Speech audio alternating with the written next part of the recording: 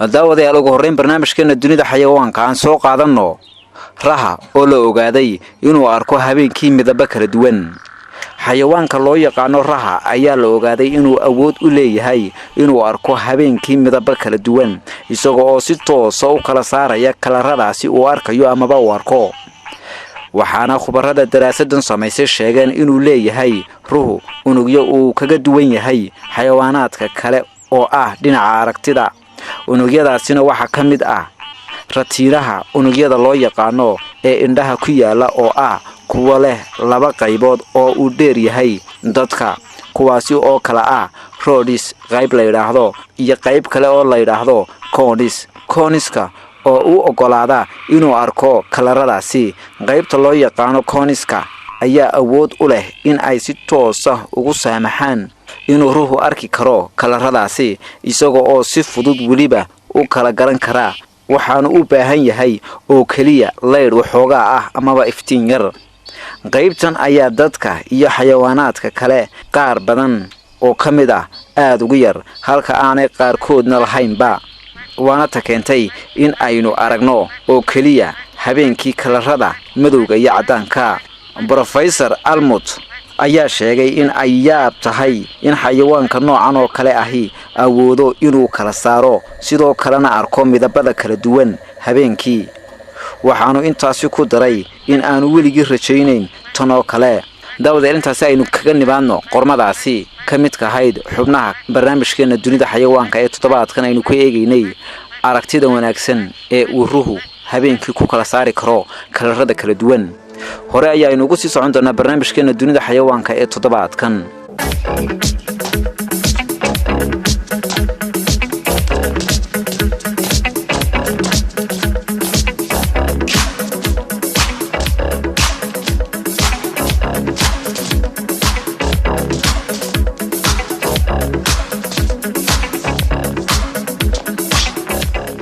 markana daawadayaal aan soo qaadano muuqaal kale oo aad u cajiib badan. kani waa dibi waxa goob banaana ka helay raxan libaaxyaa waxayna ku goobteen dibiga ayaan haysan geed uu kaga gabado raxanta libaaxyada oo markaasi uu dabada geliyo amaba loo dibadeed kale oo markaasi uu dhex qaado si ay uga hadhaan walow loo dibadeedku ay ku dhow yihiin dibigan la haysto. hase ahaatee waxba uma qaban karaan waqtigan. libaaxyada ayaa mararka qaarkood qaaray garab taagan yihiin si ay uga ilaaliyaan loo dibadeedka kale ee markaasi ka agdhow.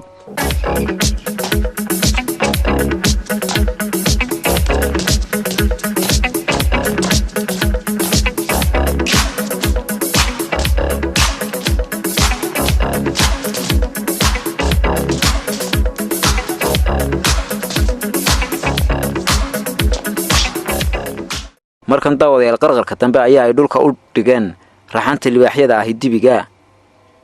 qaarkoodna afka ayaa ay markan qabteen iyagoo oo u diidaya inuu qayliyo ama uu sameeyo dhawaaq kalifi kara in raxanta kale ee uu ka midka ahaa ay dibigu soo noqdaan isla markaasina ay ka ridaan libaaxyadani ku goobtay. weli daawadayaal waa ay haystaan dibiga ayaa qaylinaya isla markaasina u baahan maciin iyo gargaar iyo bal inuu helo cid uun ka qabata baladan ku habsatay.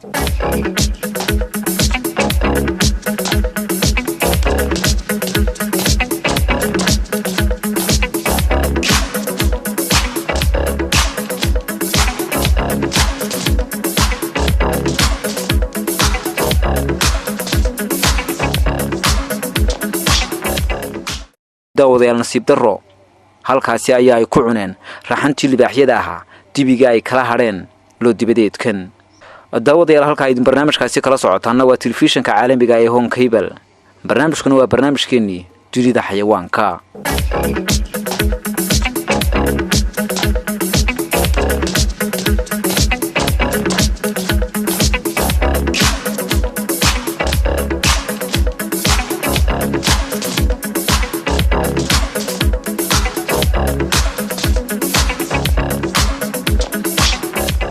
daawadayaal markana aan soo qaadano muuqaal kale oo ka mid ah muuqaalada barnaamijkeena dunida xayawaanka ee ugu la yaabka badan.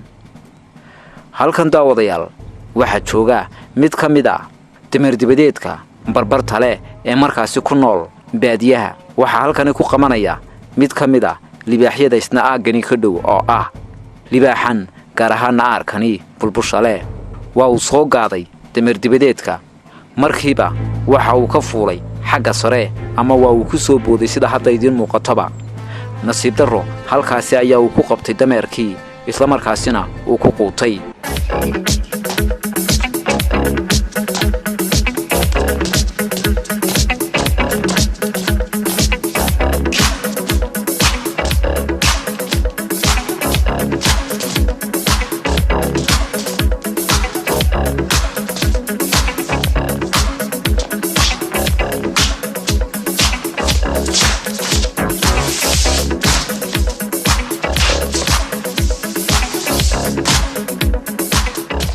markana daawadayaal aan soo qaadano muuqaalo kale oo iyaguna aad u cajiib badan oo markaasi ah libaaxyo ugaadhsanaya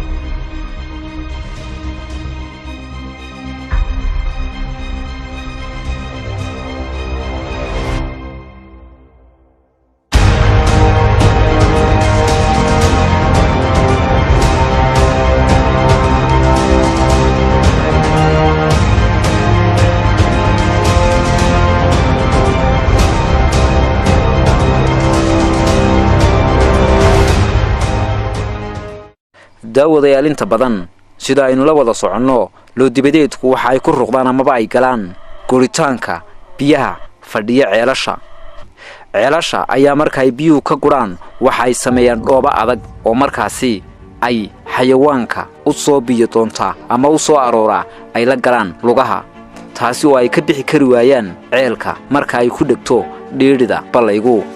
halkan waxa ay dhiidhi ku qabsatay ama ay ku dhegtay loodibadeed ama sacdibadeed goobtani doonayay inuu ka cabbo. hase ahaatee daawadayaal nasiib darro waa uu ruqday sacani, waanu ka soo gii kari waayey gudaha dhiidhidani. isaga oo weli dhiidhida ku jira sacu ayaa daawadayaal waxa u soo aroor tegay ballaygan ay biyuhu ka sii gurayaan mid ka mid ah libaaxyada goobtani ku nool oo isagu laftigiisu doonayay inuu ka cabbo biyahan isaga oo ooman. balse daawadayaal nasiib darro sicii meesha ku ruqday waxaa markiiba ku soo hagaagay libaaxan bulbusha leh oo ah aarkani. isma uu dhibin sababta oo ah saca waxa lugaha kaga dhegsan iyo qarqarka hoosaba dhiidhida ama dhoobada hadhaaga biyaha ballaygani fadhiyey. daawadayaal libaaxa laftigiisa oo doonayay inuu cuno oo markaasi uu hunguri ka galay loodibadeedkan ayaa isaga laftigiisu ay qabsatay dhiidhidii. sicii iyo aarkii goobtani u soo biyo doontayna halkaasi ayaa ay ku calaf waayeen labadooduba. waxaa suurtagal ahaan lahayd daawadayaal haddii uu libaaxu inta uu biyaha cabbo uu goobtani isaga tago inuu badbaadi lahaa, balse nasiib darro waxa uu hunguri ka galay saca dhiidhida ruqday. kadib waxa uu is yidhi soo cun sacani. hase ahaatee daawadayaal libaaxa laftigiisa ayaa halkaasi ku baktiyey sida saca oo kale.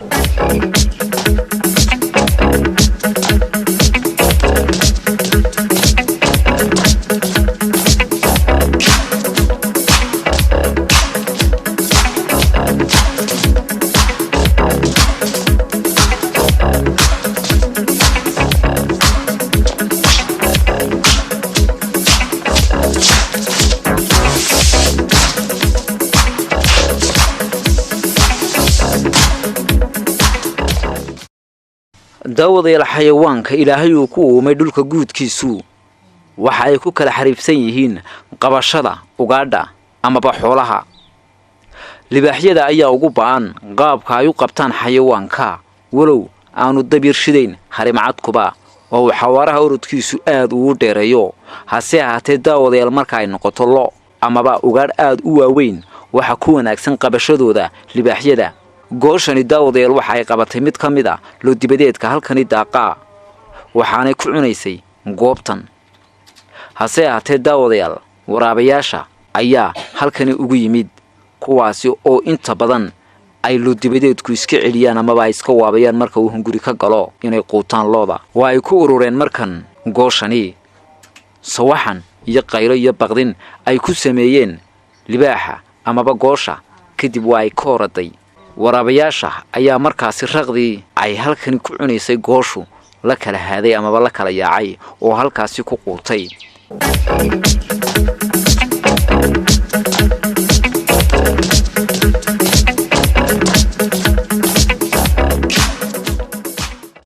daawadayaal halka idin barnaamijkaasi kala socotaan waa telefishinka caalamiga ee Home Cable.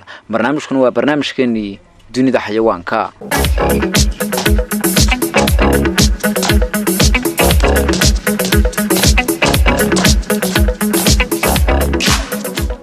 daawadayaal markana aan soo qaadana muuqaal kale oo aad u cajiib badan isla markaasina ah mid xaqiiqo ah. dhawaan waxa dalka India ka dhacay shabeel inuu ku weeraro dad Hindiya. shabeelka ayaa daawadayaal weerar ku soo qaaday dad degan dalkaasi India gaar ahaan deegaanka kaymaha ah. markiiba waxa uu la orday shabeelku dhinaca kaynta. hase ahaatee waxa goobta yimid bileys iyo warbaahin kale iyo weliba dadweyne kale oo aad u badan oo markaasi doonaya inay ka ridaan shabeelka ninkani qaatay. nasiib wanaag daawadayaal waa ay ku guuleysteen askartii dalka India iyo weliba dadweynihii kale ee markaasi ku cabaaday amaba ku yaacay shabeelka inay ka soo badbaadiyaan.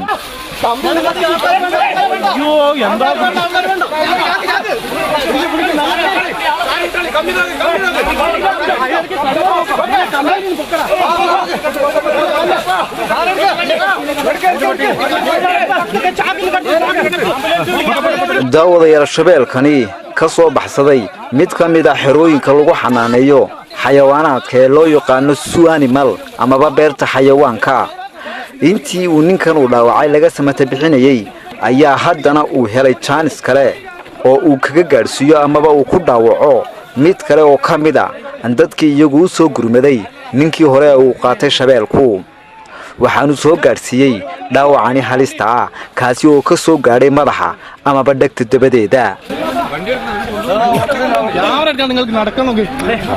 daawadayaal sida idiin muuqataba dadkii goobta joogay ee soo gurmaday ayaa daawadayaal madaxa kaga xidhaya maro si aanu markaasi u dhiigbixin ninkani uu dhaawaca soo gaadhsiiyey shabeelku waxaanu noqonayaa ninkani kii labaad ee uu dhaawaco shabeelkani soo baxsaday ugu dambaynsa daawadayaal ciidankii bilayska ahaa ee dalkaasi indiya iyo dhammaanba dadkii kale ee goobtani ku soo gurmaday ayaa ku guulaystay inay dib soo qabtaan isla markaasina ay gacanta ku soo dhigaan shabeelkani weerarka geystay ee markii hore ka soo baxsaday xerada xayawaanka intaasi kadibna daawadayaal waxaa dib loogu celiyey isla goobtii xerada xayawaanka ama zoo animalska loo yaqaano ee ku taalay dalkaasi indiya ee markii hore uu ka soo baxsaday shabeelkan laayaanka ahi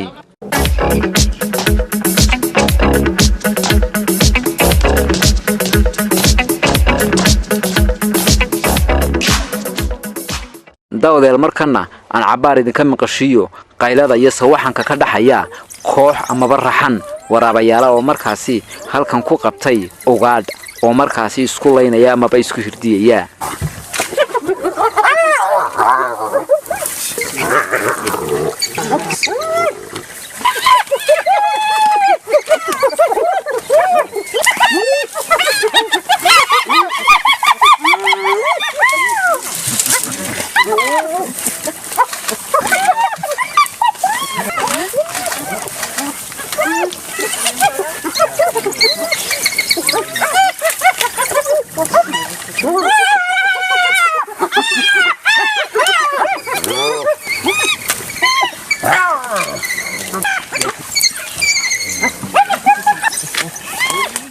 daawadayaal maska ayaa ka mid ah xayawaanaadka masiibooyinka ah ee ay aadamuhu ka ducaystaan amaba ay aadka uga cabsoodaan waxa uu marayaa goobtan maskani waxa markiiba dareemay raha oo markaasi ka agdhow halkani uu joogo maska laftigiisa ayaa daawadayaal deedeeyaya oo markaasi markiiba soo uriyey rahan yar weli waa uu daba socdaa masku raha ayaa kolba inta xawaarihiisa ugu dheer boodboodaya waxaanu isu dayayaa inuu ka badbaado maskani daba socdaa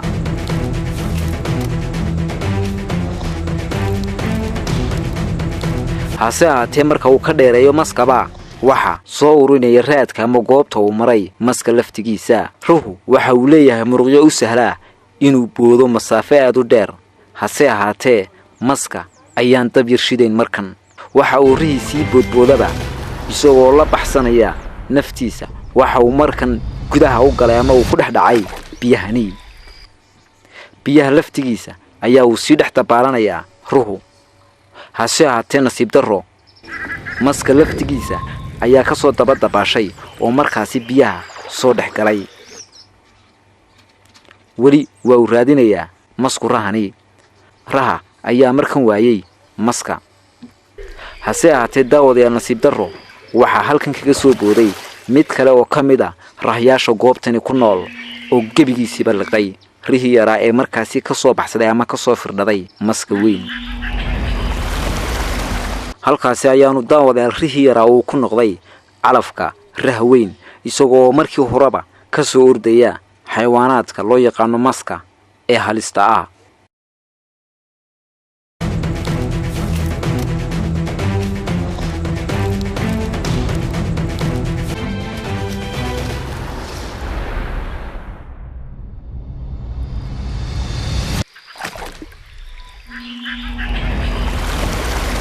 daawadayaal intaasi waxaynu ku soo afmeeraynaa barnaamijkeennii dunida xayawaanka oo toddobaadkan aynu ku soo qaadanay xayawaanaad kala gejisan barnaamijku daawadayaal waxa uu u mahadnaqayaa ismaaciil isnuub iyo dhammaanba kooxda codaynta filimaanta ee Home Cable TV barnaamijka waxaa idinla socodsiinaya anigoo ah Mukhtaar Mursal Xiin tani intaanu dib ugu kulmi doono barnaamijyo kale oo dunida xayawaanka dhammaantiin waxaanu idinkaga tegaynaa isma dhaafno